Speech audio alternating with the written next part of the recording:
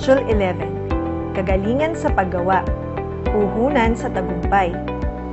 Para sa Most Essential Learning Competency number 11, inaasahang na ipaliliwanag na kailangan ang kagalingan sa paggawa at paglilingkod na may wastong pamamahala sa oras upang maiangat ang sarili, mapaunlad ang ekonomiya ng bansa, at mapasalamatan ang Diyos sa mga talentong Kanyang kaloob. Pagkatapos mong aralin ang module na ito, ikaw ay inaasahang A. Nakapagsusuri ng mga sitwasyon na kinakailangang magpamalas ng kagalingan sa paggawa ng may pagsasaalang-alang sa oras, sarili, kapwa at sa Diyos. B. Na isasabalikat ang pananagutan sa pagsasagawa ng mga gawain ng may taglay na kahusayan at wastong pamamahala sa oras. At C. Nakabubuo ng isang sanaysay para sa isang taong nagsilbing inspirasyon sa buhay dahil sa kanyang kagalingan sa paggawa. Paunang pagsubok. Tukuyin kung ano ang pinatutungkulan ng pahayag. Ang unang letra ng sagot ay gamiting pantulong upang mahulaan kung ano ito. Unang bilang. Anong ay ang turing natin sa mga taong nagpamalas ng kahusayan sa paggawa? Ang tamang sagot ay inspirasyon. Ikalawang bilang. Anong T ang inaasam ng bawat tao sa paggawa? Ang tamang sagot ay tagumpay. Ikatlong bilang. Anong B ang aklat na naglalaman ng 10 utos ng Diyos? Tama! Ang tamang sagot ay Biblia. Ikaapat na bilang. Anong P ang lahi na binayayaan ng Diyos ng talino at kahusayan sa paggawa? Magaling! Ang tamang sagot ay Pilipino. Ikalimang bilang. Anong P ang kahit na umiiral sa kasalukuyan ay hindi natitigilan ang tao sa paggawa? Ang tamang sagot ay pandemya. Sa bahaging ito ay suriin muna natin ang iyong mga natutunan sa nagdaang aralin. Balik-aral. Crossword puzzle. Buuin ang puzzle sa pamamagitan ng mga clues na matatagpuan sa mga pahayag sa ibaba. Pababa. Unang bilang. Paggamit ng mga kakayahan ng isang individual, maging ito man ay sa isip, lakas o talento. Ikaapat na bilang. Salitang Griego ang ibig sabihin ay bokasyon. Ikalimang bilang. May ibang tao na ganito ang turing sa paggawa. Narito naman ang mga clues sa mga pahalang na bilang. Ikalawang bilang. Pagpapatuloy sa paggawa sa kabila ng mga hadlang hanggang sa matapos ang gawain. Ikatlong bilang. Ibang katawagan sa hanap buhay. Narito naman ang sagot sa ating crossword puzzle. Mga sagot pababa. Unang bilang, paggawa. Ikaapat na bilang, vocare. Ikalimang bilang, parusa. Mga sagot sa pahalang. Ikalawang bilang, tiyaga. Ikatlong bilang, trabaho. Sa bahaging ito ay simulan na nating alamin ang panibagong paksa sa araw na ito. Talakayin natin ang kagalingan sa paggawa, puhunan sa tagumpay. Handa ka na ba? Marami sa ating kapwa Pilipino ang nagsisilbing inspirasyon dahil sa kanilang ipinamalas na kahusayan sa paggawa sa kani-kanilang larangan. Kagaya mo, ang mga taong ito ay dumaan din sa maraming pagsubok na humubog sa kanilang pagkatao hanggang sa marating nila ang tinatamasa nilang tagumpay. Mahulaan mo kaya kung sino ang kilalang Pilipino na ito na naging tanyag dahil sa kanyang kahusayan sa paggawa? Tingnan ang larawan ng taong ito nung siya ay bata pa at hulaan mo kung sino siya. Unang bilang. Dating alkalde ng lalawigan ng Javier Leyte at nagtatag ng Andox Lipson Corporation. Ang tamang sagot ay si Sandy Javier. Ikalawa. Alan Pineda Lindo ang tunay niyang pangalan. Isa siyang magaling na rapper at singer na tanyag sa buong mundo. Ang tamang sagot ay si Apple de Ap. Ikatlong bilang. Nanay ko rin kung siya ay tawagin ng kanyang mga kakilala.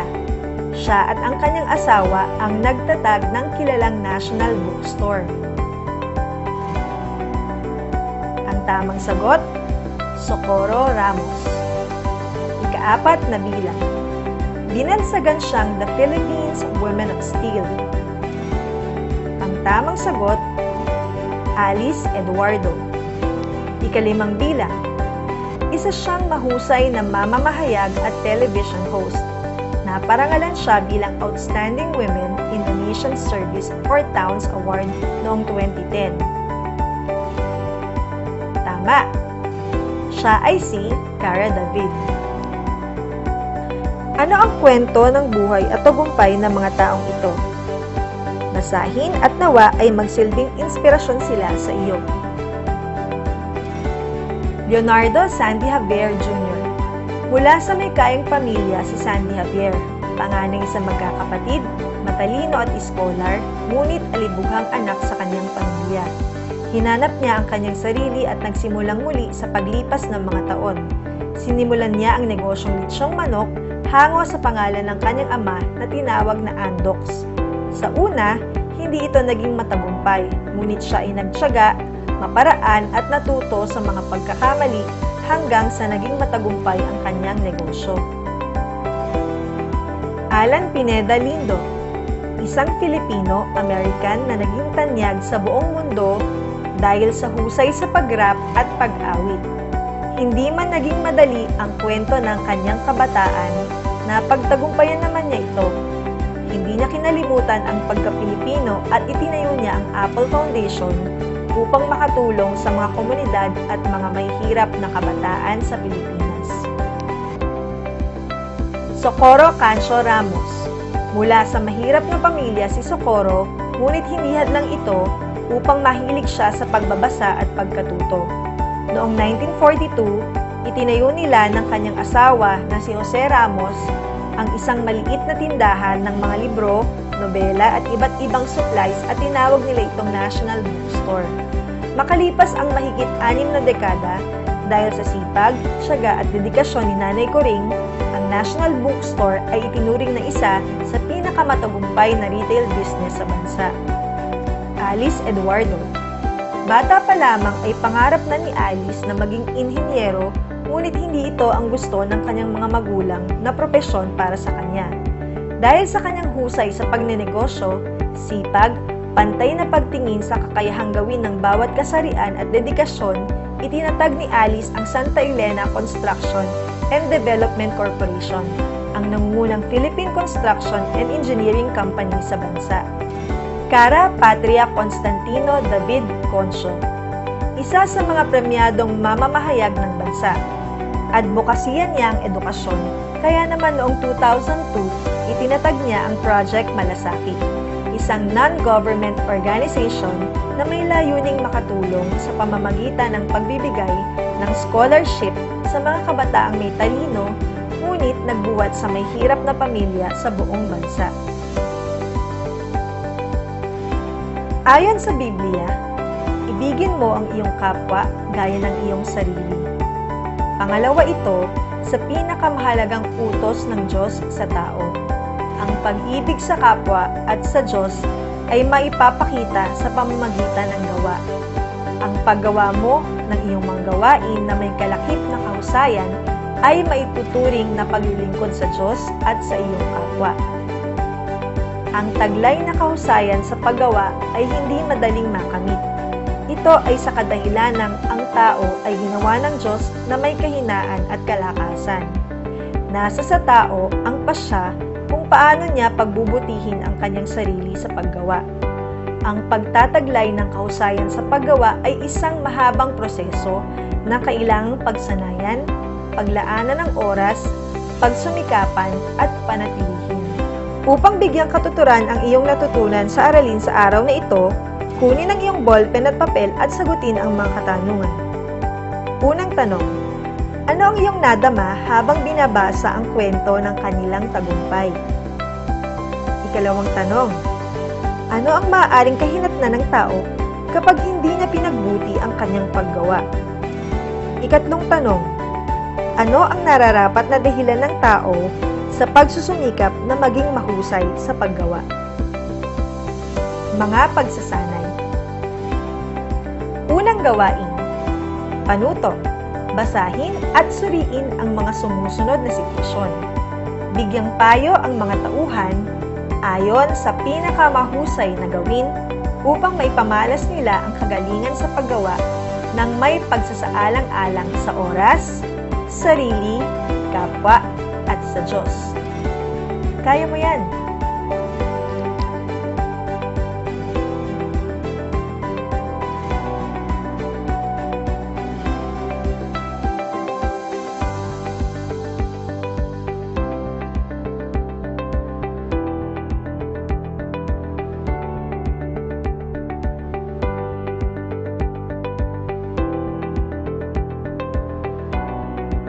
Ikalawang gawain, sumulat ng sanaysay tungkol sa taong iyong hinahangaan at inspirasyon mo dahil sa taglay niyang kagalingan sa paggawa.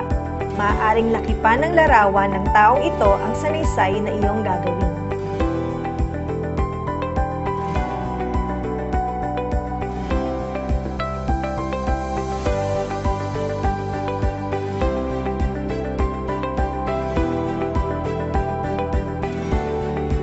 Ikatlong gawain, magtala ng 10 gawain na iyong isinagawa sa panahon ng pandemya ng COVID-19 ng may kahusayan, nakatulong sa ibang tao at may wastong pamamahala sa oras habang isinagawa mo ito.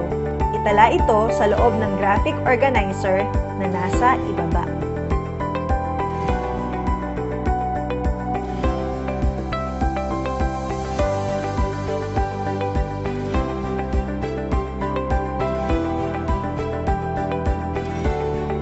Para sa ating paglalahad, ano-ano ang 3 salita na tumimo sa iyong puso at isipan mula sa mga gawain sa module na ito?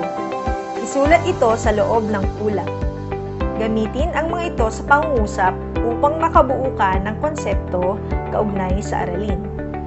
Gawa mo ng iyong mga gawain na may kalakip na kahusayan at wastong pamamahala sa oras ay hindi lamang para sa pagpapaunlad ng iyong sarili, kundi maituturing din ito na paglilingkod sa Diyos at sa iyong kapwa.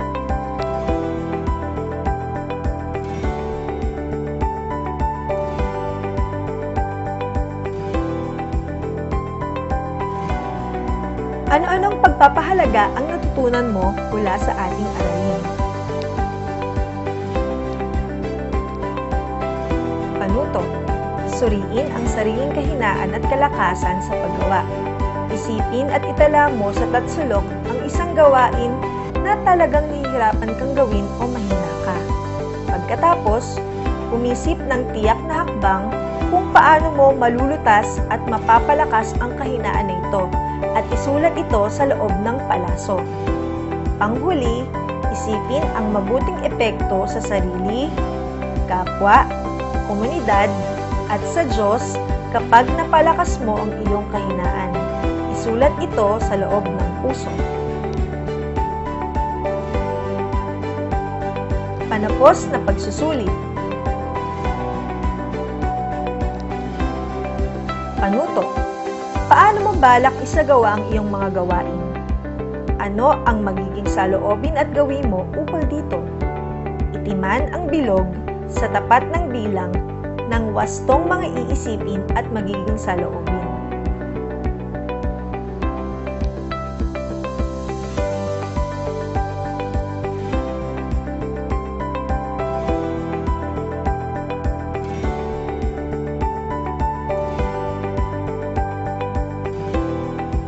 Narito ang sagot sa panapos na pagsusulit.